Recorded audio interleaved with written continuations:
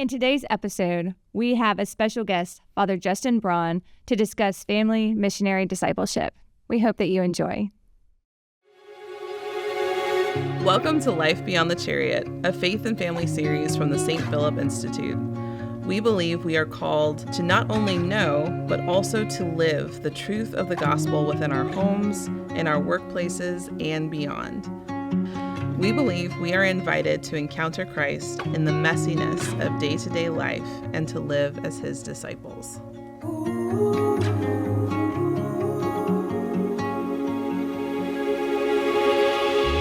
Hey everyone, we are with our spiritual father of the podcast, I would dare to say. Yeah. 5 episodes in, I think.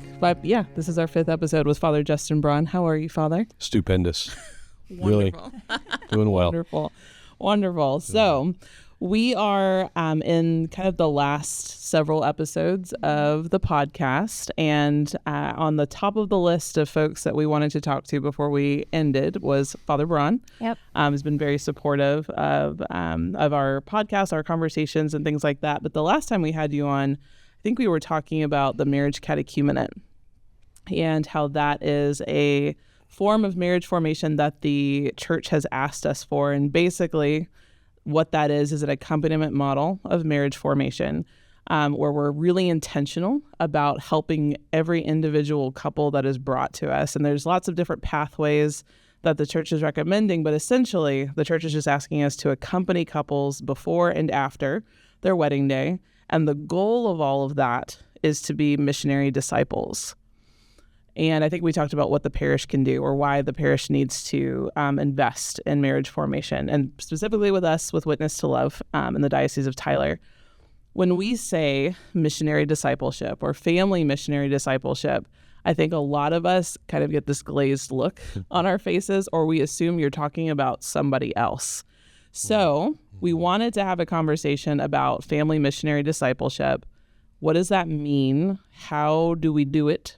And then what does the parish do to support us in that? Because when we hear missionaries or even discipleship, it seems to be talking about someone other than the average Catholic in the pew. Yeah. Mm-hmm.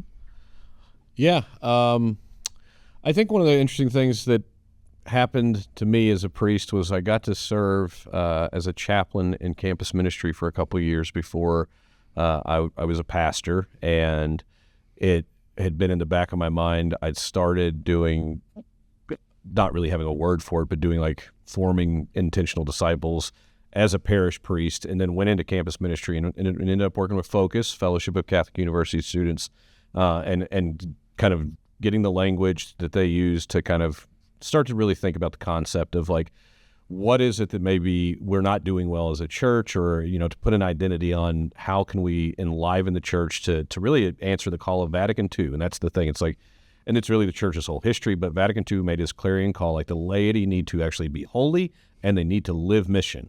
So it's been there for a while. It's been kind of cooking, like, okay, how do we do this? And when I really had the chance to become the pastor of the parish I've been in now for almost 7 years, I became pastor in 2020. It's just very clear, like, families need direction. We have famously, like, I think Jordan Peterson's one of the most famous people in the world right now, and all he talks about is, like, people just need meaning in their life constantly.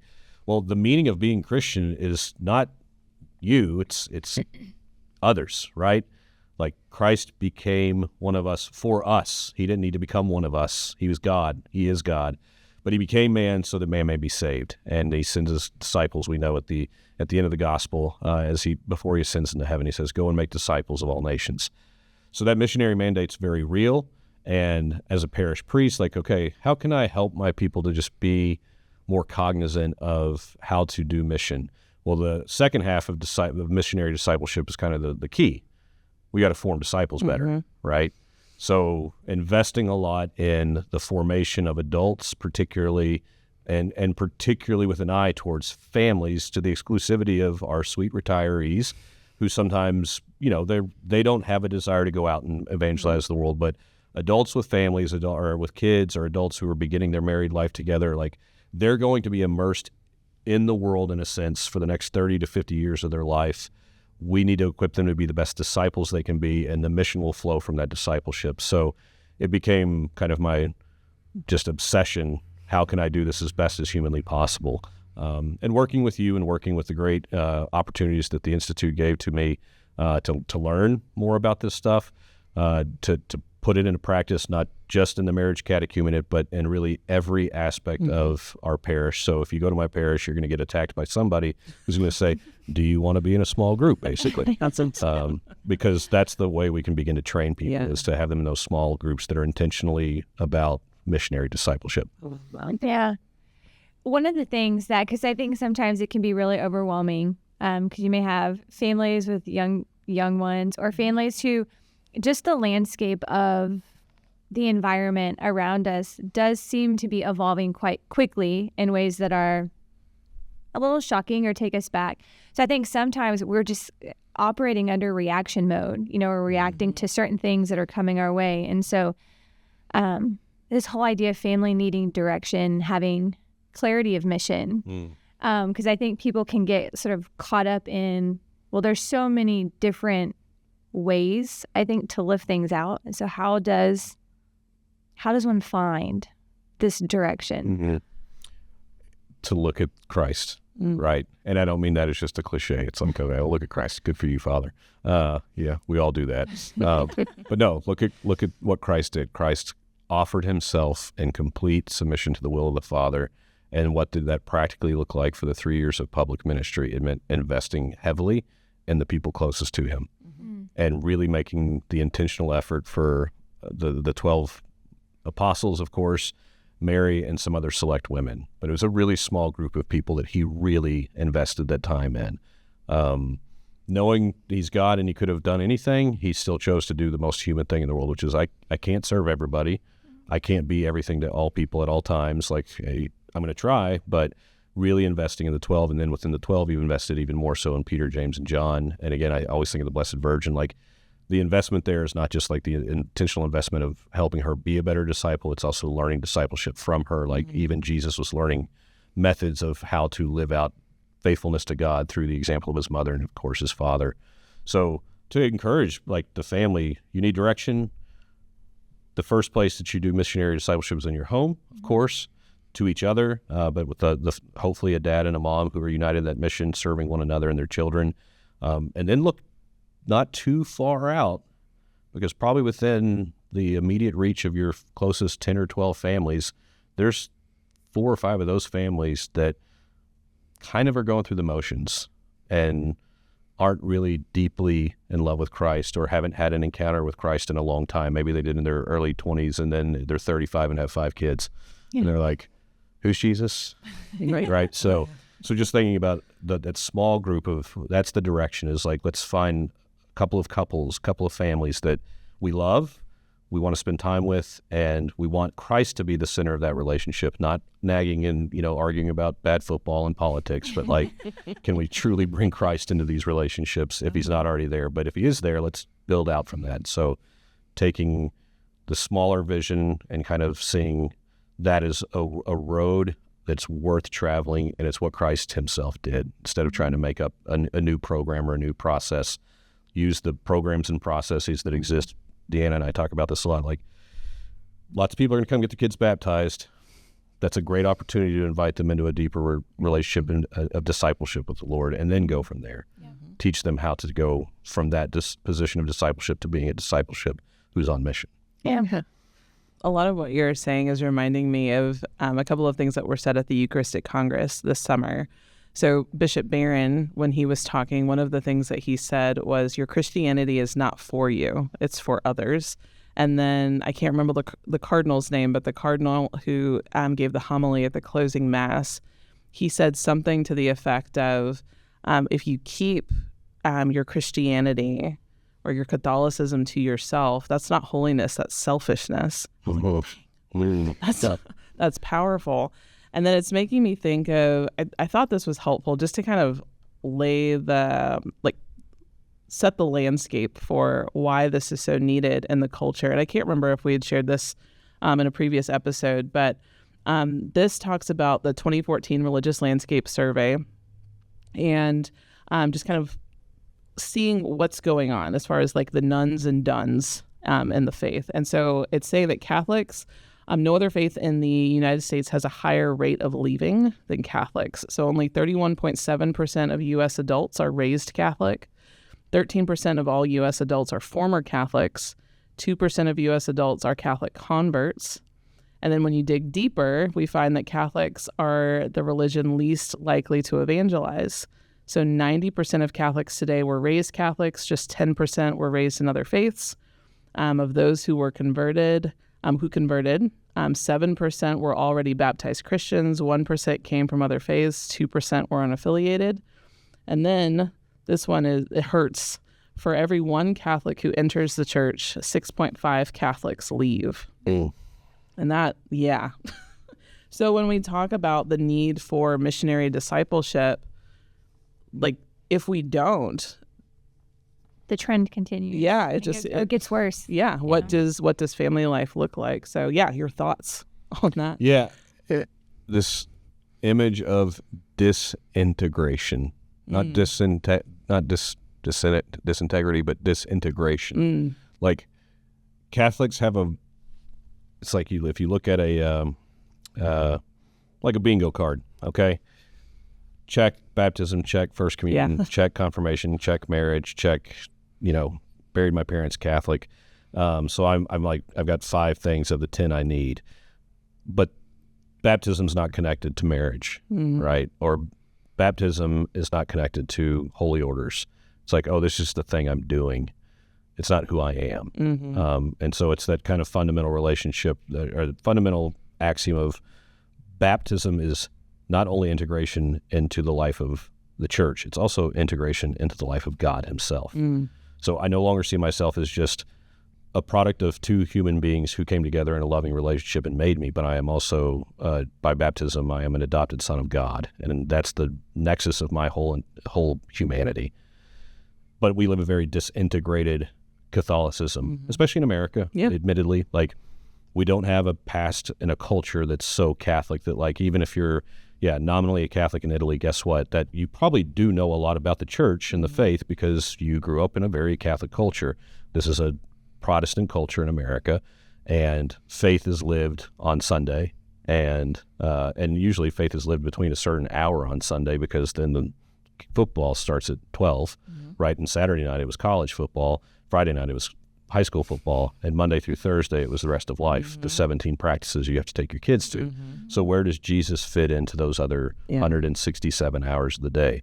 And I think this disintegrity, this like disintegrated, we don't have an integration of our faith day to day, and that kids grow up seeing that lack of integration. They see mom and dad fighting and yelling and very much living a worldly life, and then going to church on Sunday and maybe occasionally popping to confession once a year. Well, it's no surprise that 6 people leave for every one that come in. And the ones that come in, pray God, they encounter good non-scandalous examples. So it's the mission, again, like I said, begins with the disciple. The disciples need to be formed well so that they can do the mission and take the mission into the world. So it's exciting. Like I said, it's not a reason to be despairing. It's just like, we've got the answer. The answer's always been there. And we have a reason for hope because we do see this happening in our diocese. We're very privileged in that sense that, like, that vision that Bishop Strickland had and you've helped carry out so well, and you've lived so well, Mickey, in your own life and helping other moms and dads to live it. And we pray God the parish priests who have been able to be involved and active in it. But I'm not without hope because I know that there's a generation of young Catholics who are being exposed to this idea also from a younger age. Like, confirmation's going to happen. What are you going to do with the gift God's given you? Instead of saying, congratulations, you graduated. We'll see you in 10 years when you might get married in the church because your grandma yelled at you. So yeah, I'm glad to see that. I think that integration is happening, but we've had 2 to 3 generations of disintegration where there's not an integration of faith, hope, and love, and a life of prayer and a life of charity. It's just like, it's the Catholicism of me, not the Catholicism of the world. Yeah. That makes sense. I think there has to be a readiness to to embrace how radically different our lives will look. Just by saying that, yes. I mean, when you look back at the apostles, they literally left their former way of life, and then going forward with Christ, it was very different. And I think just embracing that, I think there's a lot of fear with, we're so comfortable with our own schedule or what we have, that yes, your life, when this happens and you're sort of creating this culture of in your own home and then in your parish, that it's going to look different. And that's good. And we want it to, because I think we've seen, at least when I taught high school too, there was always this they knew that there was something more, something that had to make more sense, something that would give them more fulfillment and order to their lives and intention. And it's just really guiding them in that direction. And it was amazing how many of them were so willing to accept that, yeah, actually, this path does look different, but it is more peaceful. Yeah, it's worthwhile. Difficult, but peaceful. There's something to be said about that order and just being comfortable enough to say it's going to be different. Mm-hmm. And other people may not even understand our walk of life. And so I think at least for our family, that was something that was so,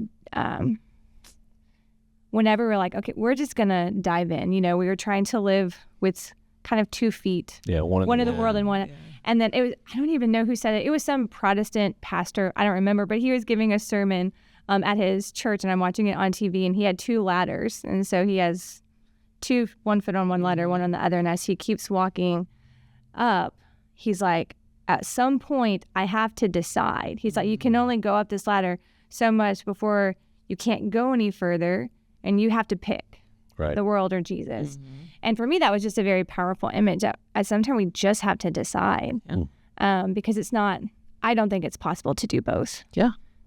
I 100% agree. You can try. Yeah. And I'll be in the confessional when that trying fails. But yeah, it's a beautiful image. And you kind of touched on something that's sometimes hard for people to hear. And it's not a criticism. And I think that's what people take it as criticism. But anything that's rewarding in this life, any virtuous enjoyment of life is going to be difficult. So if you're not willing to bear your burdens, take up your cross, and follow Christ, then Catholicism, Catholic Christianity will always seem like a challenge that's not worth fighting for. Yeah. And I think, when the 18-year-old Mickey who enjoyed just being a girly girl and doing her own thing, if she could talk to her, now more mature version of herself. You're so gracious. you would probably say, 18-year-old Mickey, you don't know what you're talking about. The joys of my married life, my motherhood, the challenges that I've gone through. I am happier now than I ever would have been if I'd have just stayed in this kind of selfish disposition of me. Yeah. So the challenge of going out of ourself is always more rewarding. Christ ultimately exemplifies this by dying on the cross for us, showing that I'll give you everything. And that's what we're called to do, is literally give everything. We're reminded that in the gospel very frequently if you lose your life for my sake, you will gain your life. And if all you do is hold on to your life, ultimately you lose. And life is very fleeting, and I don't want to lose. I want to win the game of life, and that means following Christ. And that reckless abandon is sometimes hard because we're human and we want to control things. Mm-hmm. And I agree. I think that's probably where parents struggle the most, is you've got a lot of human responsibilities that are very real. You have to keep them alive. Keep them alive, first and foremost. Is it's not just feeding them. It's I've got to change diapers, because if I don't, then they're just sitting in a bacterial wasteland. And the kid pukes, I've got to clean up the puke, not just move the kid. I've got to actually do both things. Mm-hmm. And I get that, and I sympathize. I love y'all know I talk about my sisters all the time. I had literally started youth group last week with some of the young adults that helped me. Their daughter projectile vomiting everywhere. It was hilarious. I cracked up. Teenagers were terrified. That's a real responsibility that you have to be attentive to. Yeah. So how do I keep this supernatural sense of responsibility and this supernatural sense of adventure, I think? And that's to share with men especially. Mm-hmm. You both have great husbands, and I think are men who like the adventure. I know that I've seen the way that Michael plays with their kids, and Matt, I know, is manly dude, likes to cut trees down and stuff. I'm sure he's trying to do that with your kids as much as he can. And those are things that require challenges and overcoming fears. And the easiest thing to do is turn on Netflix or turn on whatever your kids are, Bluey, which is a great show, and just not take the adventure. Yeah. So I agree 100%. And I think if we can demonstrate to people through the effective witness of the saints, the effective witness we pray God of our own lives, we just talk about the joy of living radically for others and for God instead of living radically selfishly for for your own purposes. For sure. You made an interesting point. Maybe this will feed into more of the discussion, but you said if you were a Catholic in Italy, because of the culture, you're just more culturally invested in the religious practices just because it's part of the culture. So how do we as Americans, because we don't have that sort of rich culture here. Right. And so I feel like there's this point where we're trying to create this culture that does seem to be evolving quite quickly. So like we can talk about family culture or even parish culture, because there have been parishes that I have been to that have a very strong culture, and it has been literally transformative for my family life. I don't even know what the secret sauce is, to be quite honest. Well, actually, I guess I do. Family missionary disciples. Like I don't even know if they would know this is the word. They invite you to their house. We pray the rosary. You see how the parents interact with their kids. You're invited into their culture that they have established, and you soak it in. And you're like, I noticed this. And it just gives you tools to kind of bring into your own. So I don't even know if this is a question, but what does that look like? Like, how do you create this culture in parishes and families? What would you say is the first step to this?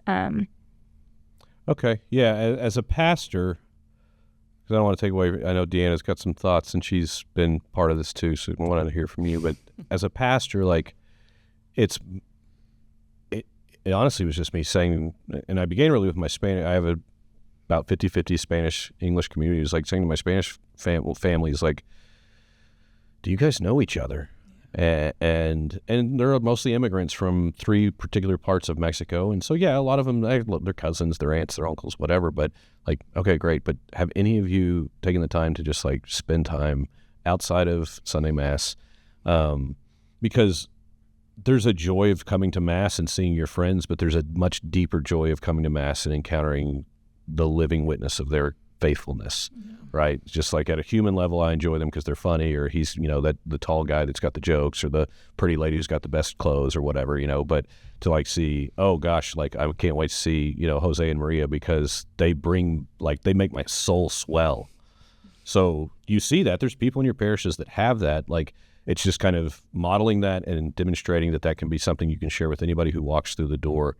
So it's just reminding them, like, we have this great gift called the Catholic Christian faith, and we are given the opportunity and the responsibility as the Mass, at the end of the Mass, is to go make disciples of all the world.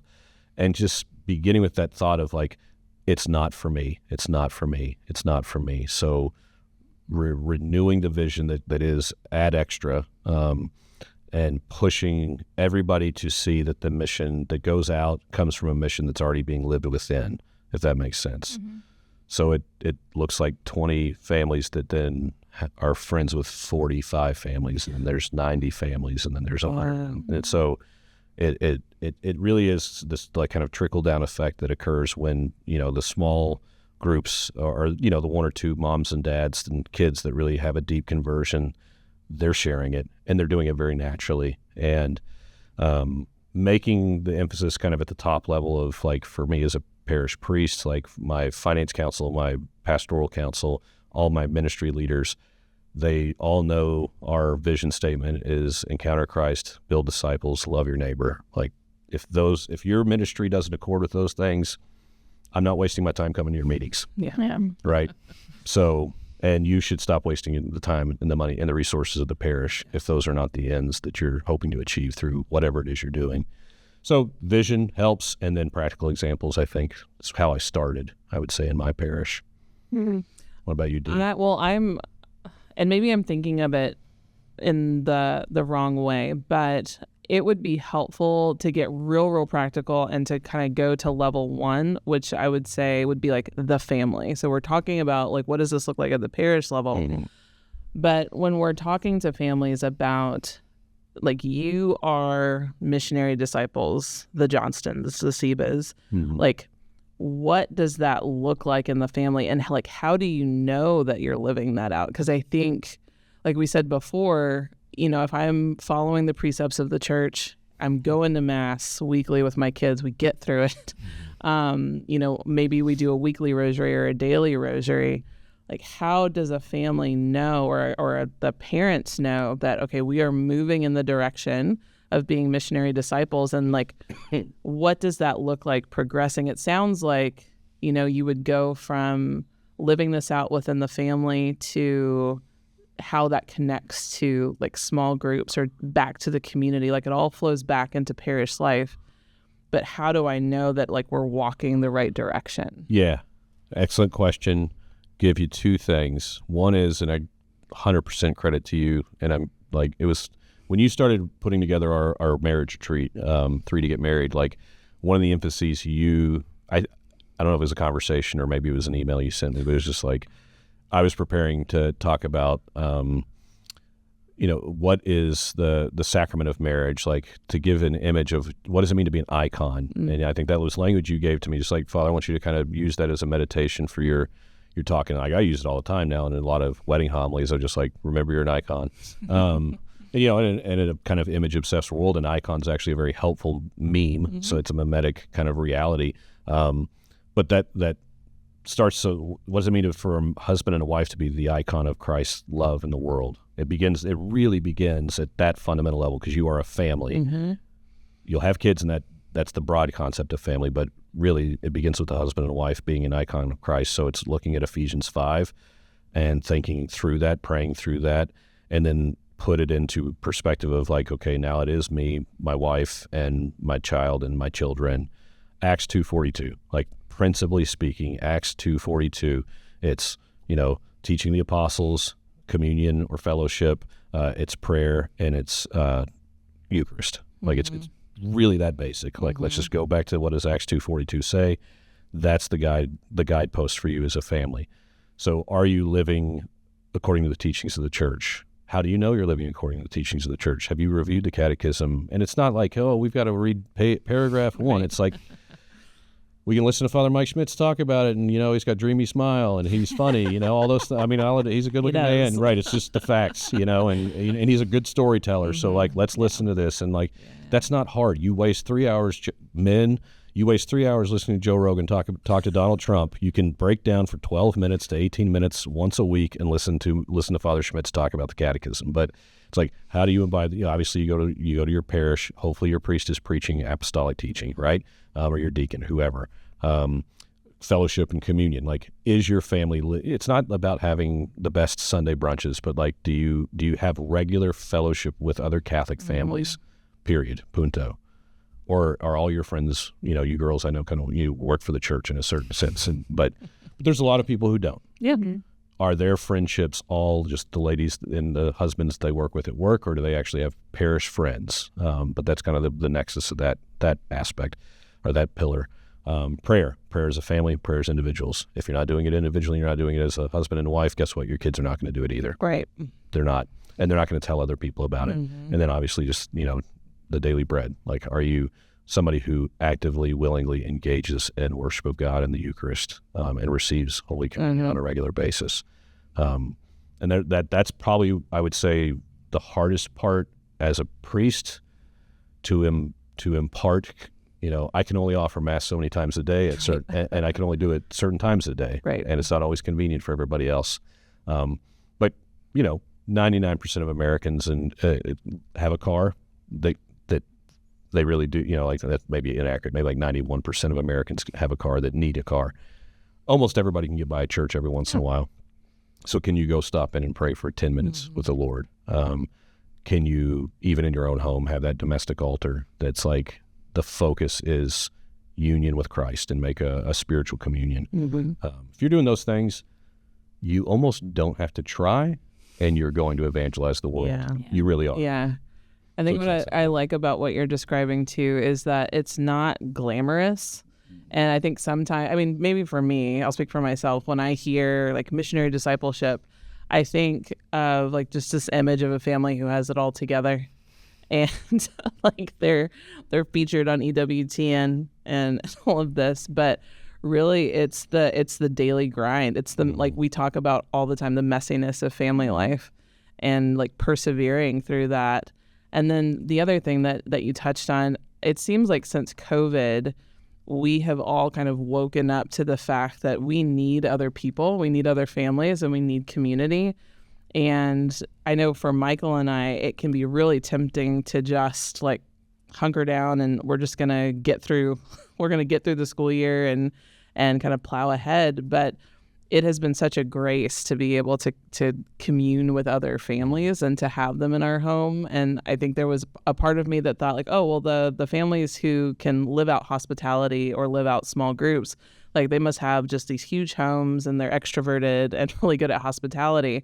But we had some friends over a couple of weeks ago, and that was such a grace just to be able to spend time and pray with a family similar to ours, and how life-giving that is to know that you're not alone in trying to live all this out. Yeah. I think our parents' generation were roughly the same age. Most of our parents grew up in homes that were 1,200 square feet or less, right? And you still had people at your house. Mm-hmm. Neighbors would come over, or people from church might come over, and even if you weren't particularly proud of your backyard or whatever, it's like, who cares? Like, we're just going to come over and hang out and spend time together. And yeah, I think, broadly speaking, millennials and Gen Z especially, but millennials and even Gen X to a degree, the picket fences were there for a reason. And it was kind of like, I don't want to spend time with you. I want to kind of have my own little private paradise. And like, God makes it very clear that private paradises aren't really, that's not the Christian way. And piggyback, I want to go back to Acts 2:42. One thing that can make clear, like communion and fellowship is also linked to charity, like care for others. Like, and that's probably, I always brag on my parents, and I think for good reason. They're good, holy people. But just the fact that I know, like, my mom and my dad both worked and made the effort still to volunteer and do particularly charitable work for the poor outside of, all the many things they had to do. And that was always an invitation for us, like to me and my sisters, come with us to do whatever. We're going to go feed the poor. We're going to go get toys for kids who don't have Christmas presents, that kind of stuff. Like, really stuck out. Like, this is, again, it's not about us. It's about God, and it's about others. And I do think in particular that's something young families can do with relative ease, is like spend an hour or two a month, like doing something for other people as a family. Go visit, and it may just be something as simple as visiting your great-grandmother who is in a nursing home. She will forever be grateful. And your kids are learning how to kind of lean into discomfort, because it's not exactly, it's not clear what we're going to talk to great-grandma about, but it's okay. I'm here for her, not for myself.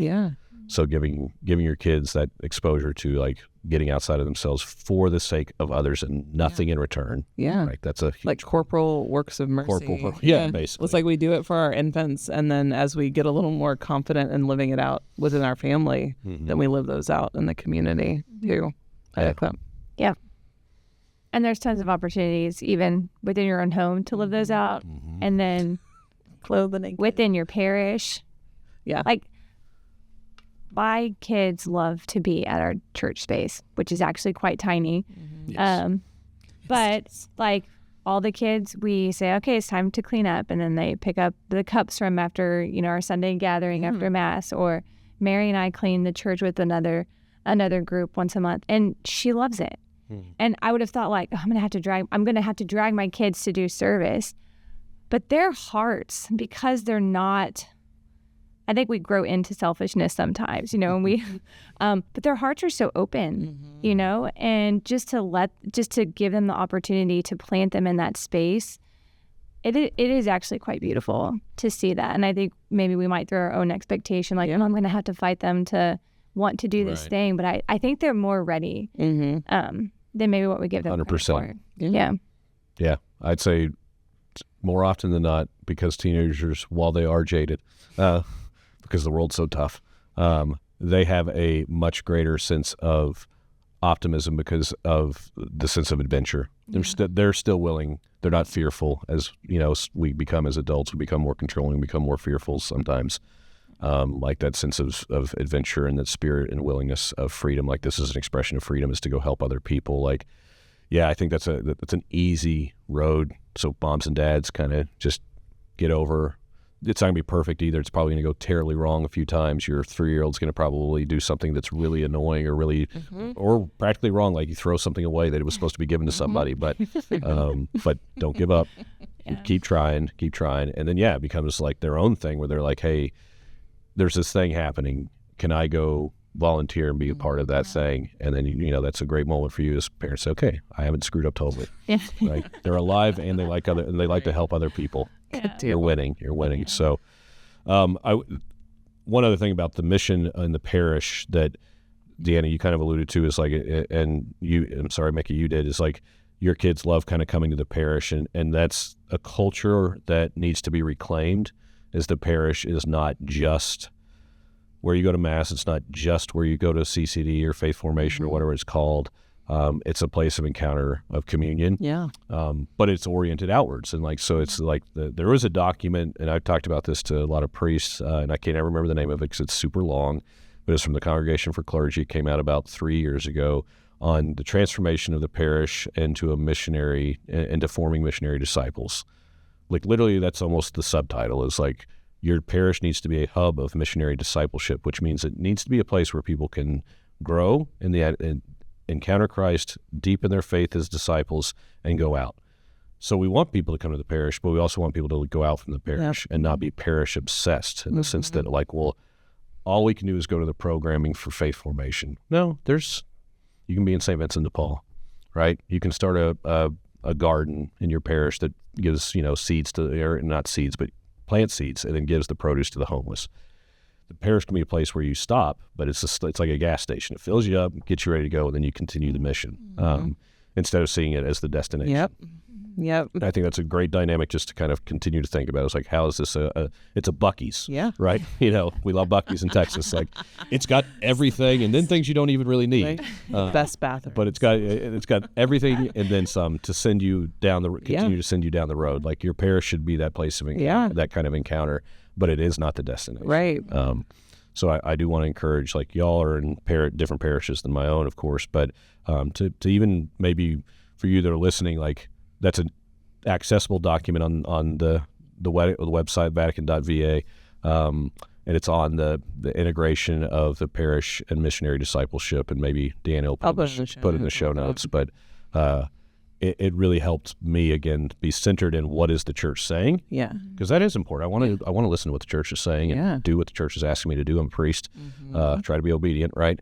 But it's good to see the church actually recognizes this is how we kind of carry out missionary discipleship. It is the marriage catechumenate. It is the sacramental catechumenate for families to help their kids prepare for First Communion and confirmation.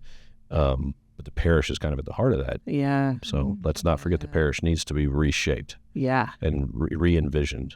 That image of the parish as Buc-ee's that is so great. Got everything you need and stuff you didn't even want. But you're not going to Buc-ee's. I mean, you might, but but you're not staying there. You're headed further. And and this might be for another conversation, but it reminded me of a conversation I was having with some other marriage and family life leaders that programs are not evangelization. Programs can be tools of evangelization, but we can't get stuck in like, well, I do this at my parish, so I'm a disciple, or like that's all I needed to do was just attend that particular program. But it's so much more than that. There were a couple of questions that were submitted because people knew that we were going to have a priest in the hot seat. But anything else that we want to talk on missionary discipleship? I just felt like we could talk about it for a really long time. Yeah. Got 3 more hours. I don't, but it'd be fun. It would be fun. It would be fun. All right. First question. Is a generational curse possible for a Catholic who is actively going to confession and receiving the Eucharist? I think this was in follow-up to a conversation we had with Father Bolin. That would be my guess, and to a great degree, I'd almost say let's just defer to Father Bolin. He can answer this in some other format. But yeah, he and I are friends. We're classmates, and this is something that both of us have been reading about. And if there's truly a curse and the person needs to be broken from that curse, then that's going to require a particular blessing. It's not an exorcism. It is a blessing that priests can offer, any priest can offer. And so I would say that if you're a person who's living in a state of grace, following the precepts of the church, doing all those things, those are all things you need to be doing, but you do need to maybe talk to your priest about, hey, Father, like this thing is just, it's still present. Can you pray these prayers of deliverance for me and go from there?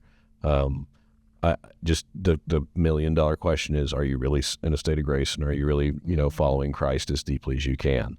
Because that precondition's pretty big. Yeah. But yeah, don't be afraid to ask your priest, like, hey, Father, I feel like this curse is just kind of hanging over my head. I am doing well. I'm following the teachings of Christ and all these things.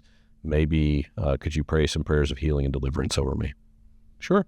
Every priest has the authority and responsibility to do those things. Nice. I love being Catholic. Yeah. Okay. And I think this is a really good one to kind of wrap up our conversation. But what is the best advice that you would give to a married couple versus a newlywed couple? And maybe even throw in engaged couples too. Yeah. You gave me a little heads up on this. I thought about it. So I'm actually going to start with the engaged couple, even though that's the newest thing. The engaged couple, my advice is start praying together. Mm-hmm. Start praying together, and not in your cohabiting bed, but on the phone. You can do FaceTime or whatever, but you need to be going to Mass together, and you need to be praying intentionally together, praying your intentions that come from your heart out loud in front of one another. At least do that a couple days a week, because it's a level of intimacy that you need to share with one another. So yeah, pray together, pray together, pray together. Newlyweds, learn to forgive and learn to forget. Mm-hmm. Unfortunately, so many marriages that end in divorce later on, it's because they hold on to grudges. It's the woman who never really forgives for the little toilet seat that got left up. It's the guy who never forgives her because she broke a promise that he took to heart. Like, you've got to learn how to forgive each other, because you're going to make a lot of mistakes learning how to live with another human being, right? And forget about the things that don't matter, because most of those things don't really matter. They're pretty small in the grand scale of things. So learning to forgive and forget, which, go back to the thing, pray together, and you'll be more forgiving of each other, and you'll forget about these things because they're not that important. And for the couple that's married 5, 10, 15, 20 years, you're into it, or maybe longer, is remember that you do have to continue to pursue your partner with the love that they deserve, right? You can't, it's just, don't take for granted the fact that that person you love more than anything in the world is going to wake up to you the next day and still love you. Still pursue them like that's somebody that you're trying to win.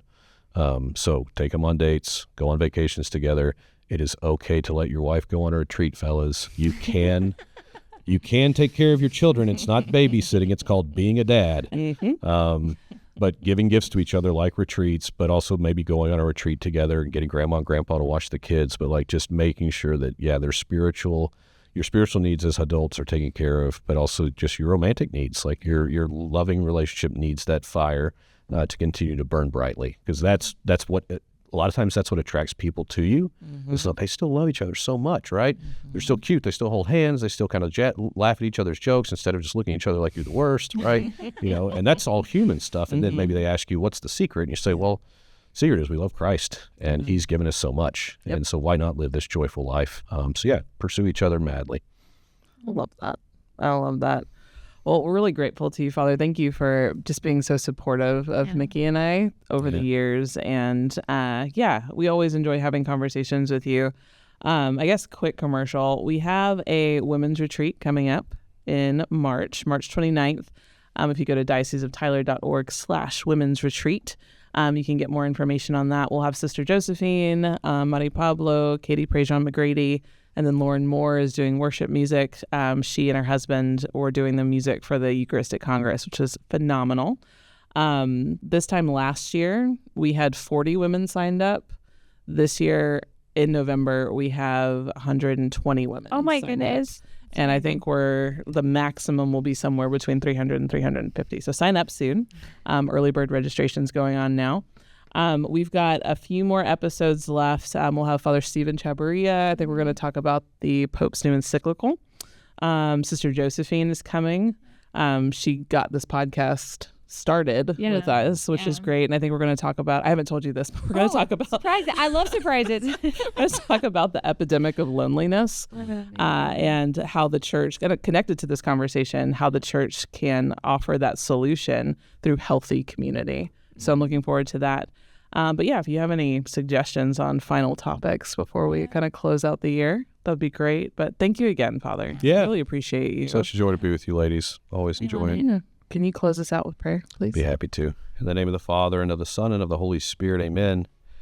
Lord God, we thank you for this day. Thank you for the great gift of our Catholic faith, and ask you to continue to strengthen us as sons and daughters of our loving Father, and hear us together as we pray, Our Father, who art in heaven, hallowed be thy name. Thy kingdom come, thy will be done on earth as it is in heaven.